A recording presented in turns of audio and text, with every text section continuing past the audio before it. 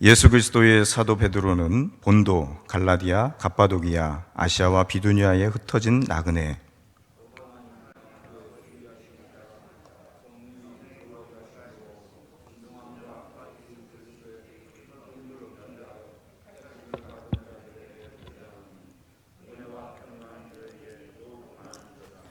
우리 주 예수 그리스도의 아버지 하나님을 찬송하리로다. 그의 많으신 긍휼대로 예수 그리스도를 죽은 자 가운데서 부활하게 하심으로 말미암아 우리를 거듭나게 하사 산 소망이 있게 하시며,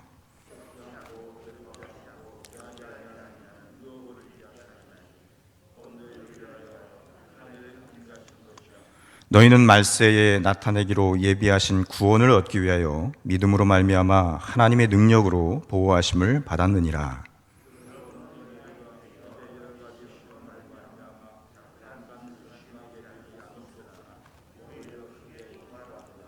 너희 믿음의 확실함은 불로 연단하여도 없어질 금보다 더 귀하여 예수 그리스도께서 나타나실 때에 칭찬과 영광과 존귀를 얻게 할 것이니라.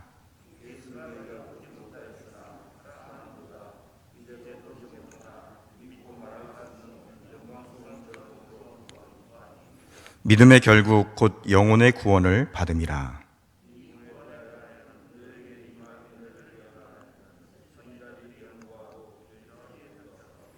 자기 속에 계신 그리스도의 영이 그 받으실 고난과 후에 받으실 영광을 미리 증언하여 누구를 또는 어떠한 때를 지시하시는지 상고하니라. 이 섬긴 바가 자기를 위한 것이 아니요 너희를 위한 것임이 계시로 알게 되었으니 이것은 하늘로부터 보내신 성령을 힘입어 복음을 전하는 자들로 이제 너희에게 알린 것이요 천사들도 살펴보기를 원하는 것이니라. 아멘. 여러분, 오늘 함께 읽은 베드로전서는 로마의 황제 네로가 기독교를 본격적으로 박해하기 시작했던 주 65년을 전후로 하여서 베드로 사도에 의해서 쓰여진 서신입니다. 이 편지는 소망의 서신 혹은 격려의 서신이라고 불려지고 있습니다. 왜냐하면 베드로는 이 서신을 통하여서 환난 중에 있는 성도로 하여금 곧 닥쳐올 큰 박해를 극복할 수 있도록 격려하고 또 어떤 고난과 시험에도 흔들리지 않는 담대한 믿음과 소망을 가지도록 권면하고 있기 때문입니다.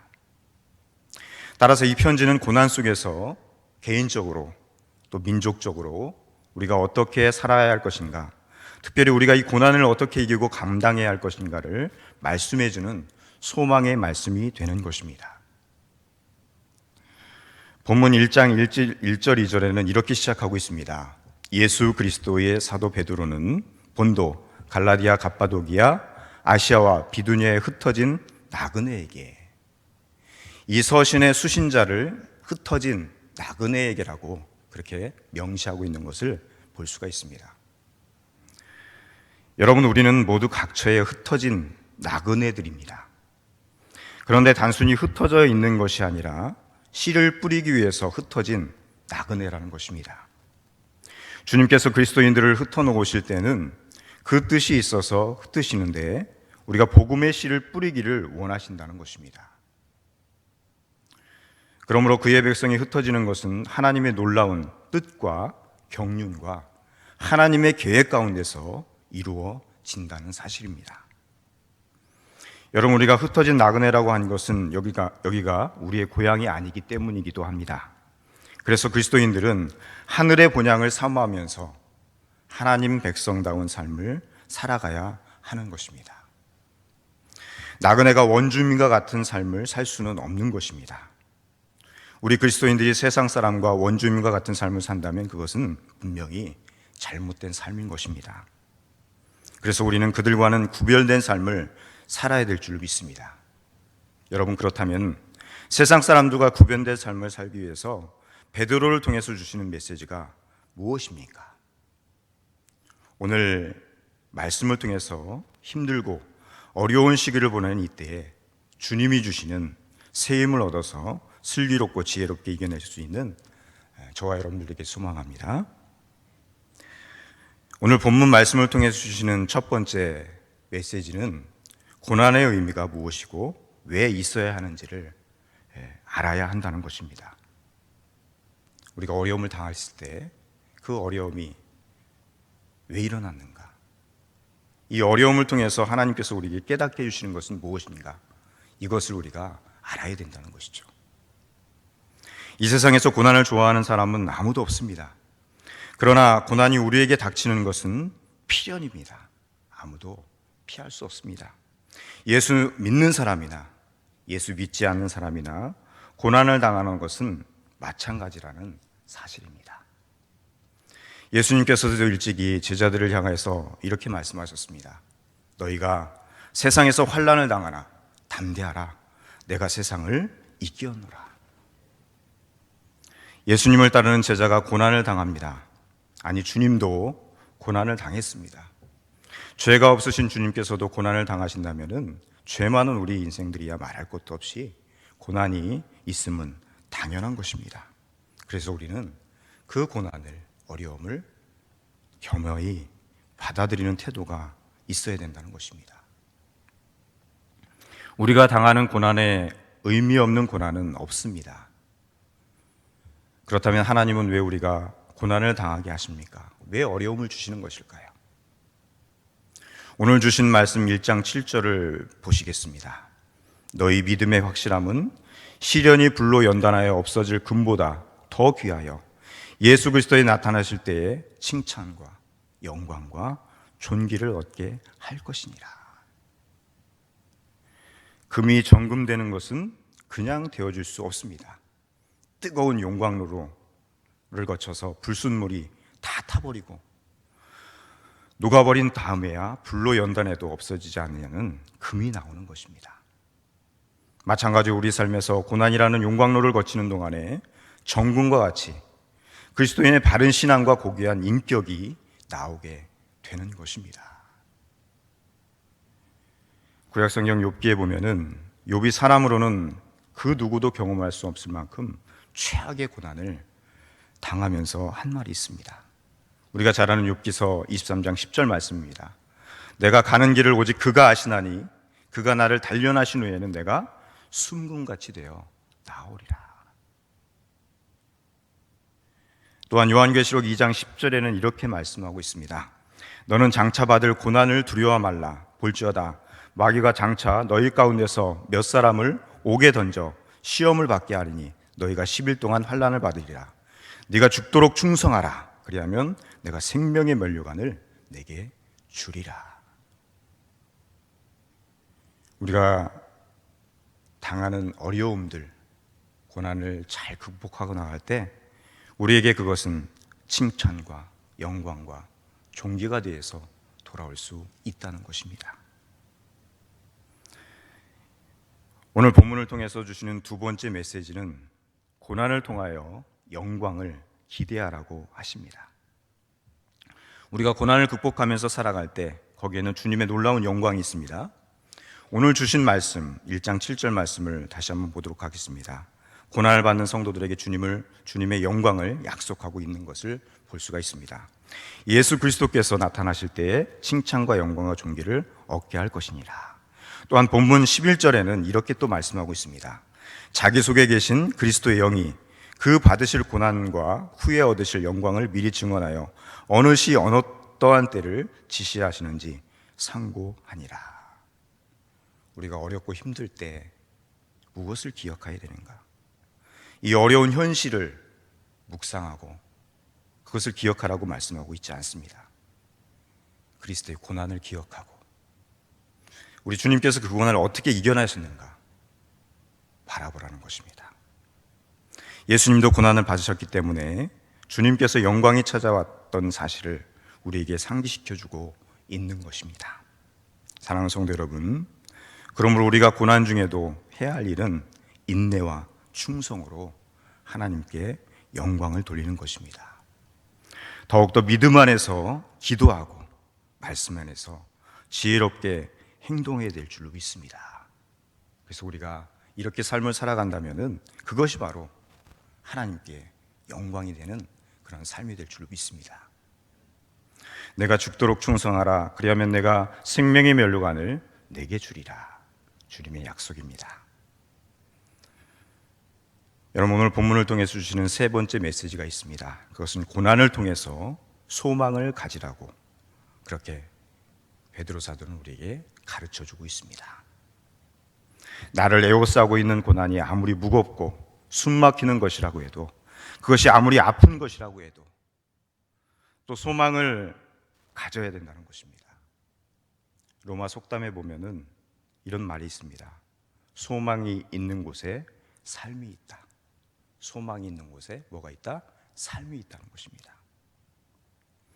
우리가 이 세상에 살아가고 있는 삶의 원동력이 무엇인가? 그것은 소망, 산 소망에 있기 때문입니다. 단테의 신곡에 보면은 지옥의 입구에는 여기에 들어오는 자는 일체의 소망을 버리라는 글이 새겨져 있다고 합니다. 지옥은 어떤 곳입니까? 아무런 소망이 없는 곳이 지옥입니다. 그런데 이 베드로전서는 소망이란 말로 가득 차 있습니다. 오늘 본문의 1장 3절 말씀에 찬송하리로다 그의 많으신 긍휼대로 예수 그리스도의 죽은 자 가운데서 부활하심으로 말미암아 우리를 거듭나게 하사 산 소망이 있게 하시며, 그렇게 말씀하고 있습니다. 네로의 박해가 있고 언제 죽을지 모르는 그런 상황 가운데 있을 때 분명히 주님은 말씀하십니다. 소망을 가지라. 너희에게 소망이 있다는 것입니다.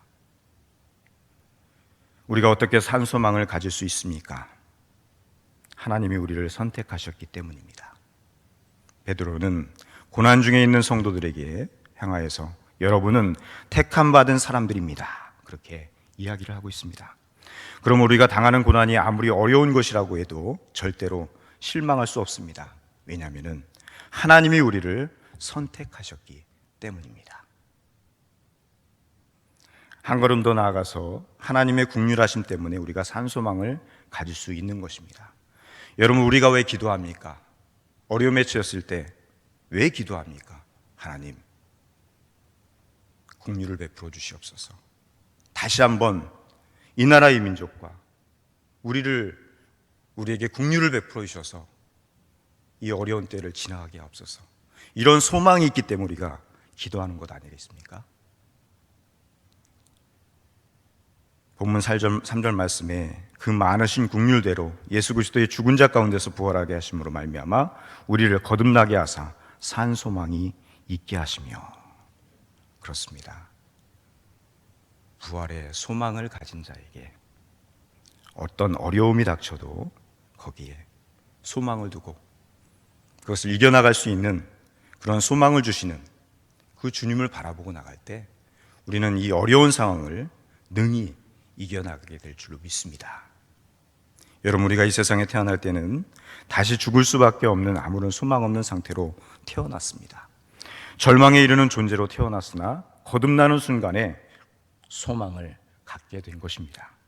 그 순간부터 내 속에 산 소망이 임했습니다. 예수님이 우리의 산 소망이 되실 때 우리의 삶은 완전히 새로워지는 것입니다. 새로워졌습니다.